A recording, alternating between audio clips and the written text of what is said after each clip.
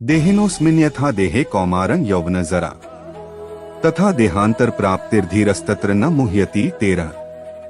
भावार्थ, जिस प्रकार शरीरधारी आत्मा इस वर्तमान शरीर में बाल्यावस्था से तरुणावस्था में और फिर वृद्धावस्था में निरंतर अग्रसर होता रहता है, उसी प्रकार मृत्यु होने पर आत्मा दूसरे शरीर में चला जाता है।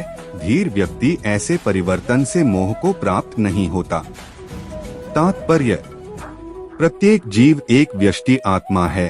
वह प्रतिक्षण अपना शरीर बदलता रहता है, कभी बालक के रूप में, कभी युवा तथा कभी वृद्ध पुरुष के रूप में, तो भी आत्मा वही रहता है, उसमें कोई परिवर्तन नहीं होता। यह व्यष्टि आत्मा मृत्यु होने पर अंततोगत्वा एक शरीर बदलकर दूसरे शरीर में देहांतरण कर जाता है, और चूंकि अगले जन्म में इसको शरीर मिलना अवश्यंभावी है, चाहे वह शरीर आध्यात्मिक हो या भौतिक। आथ अर्जुन के लिए न तो भीष्म नहीं द्रोण के लिए शोक करने का कोई कारण था, अपितु उसे प्रसन्न होना चाहिए था कि वे पुराने शरीरों को बदलकर नए शरीर ग्रहण करेंगे और इस तरह वे नई शक्ति प्राप्त करेंगे। ऐसे शरीर परिवर्तन से जीवन में किए कर्म के अनुसार नाना प्रकार के सुखोपभोग या कष्टों का लेखा हो जाता है।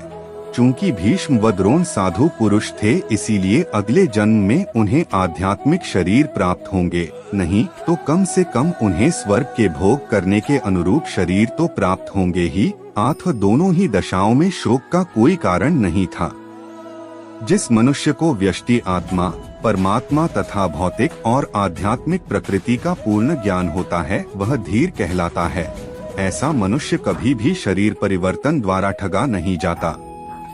आत्मा के एकात्मवाद का मायावादी सिद्धांत मान्य नहीं हो सकता, क्योंकि आत्मा के इस प्रकार विखंडन से परमेश्वर विखंडनीय या परिवर्तनशील हो जाएगा, जो परमात्मा के अपरिवर्तनीय होने के सिद्धांत के विरुद्ध होगा। गीता में पुष्टि हुई है कि परमात्मा के खंडों का शाश्वत सनातन अस्तित्व है, जिन्हें क्षर कहा जाता है, अर्थात उन्ममु भौतिक प्रकृति में गिरने की प्रवृत्ति होती है। ये भिन्न अंश खंड नित्य भिन्न रहते हैं, यहाँ तक कि मुक्ति के बाद भी व्यष्टि आत्मा जैसे का तैसा भिन्न अंश बना रहता है, किंतु एक बार मुक्त होने पर वह श्री भगवान के साथ सच्चिदानंद रूप में रहता है। परमात्मा पर प्रतिबिंबवाद का सिद्धांत व्यवहारित किया जा सकता है, जो प्रत्येक शरीर में विद्यमान रहता है। वह व्यष्टि जीव से भिन्न होता है। जब आकाश का प्रतिबिंब जल में पड़ता है, तो प्रतिबिंब में सूर्य, चंद्र तथा तारे सब कुछ रहते हैं। तारों की तुलना जीवों से तथा सूर्य या चंद्र की परमेश्वर से की जा सकती है। व्यष्टि अंश आत्मा को अर्जुन के रूप में और परमात्मा को श्री भगवान के रूप में प्रदर्शित किया जाता है, जैसा कि चतुर्थ अध्याय के प्रारंभ में स्पष्ट है। वे एक ही स्तर पर नहीं होते। यदि अर्जुन कृष्ण के समान स्तर पर हो और कृष्ण अर्जुन से श्रेष्ठतर न हो, तो उनमें उपदेशक तथा उपदिष्ट का संबंध अर्थहीन होगा। यदि ये दोनों माया द्वारा मोहित होते हैं, तो एक को उपदेशक तथा दूसरे को उपदिष्ट होने की कोई आवश्यकता नहीं है।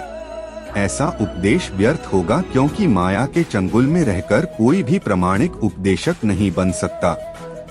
ऐसी परिस्थितियों में यह मान लिया जाता है कि भगवान कृष्ण परमेश्वर हैं, जो पद में माया द्वारा विस्मृत अर्जुन रूपी जीव से श्रेष्ठ हैं।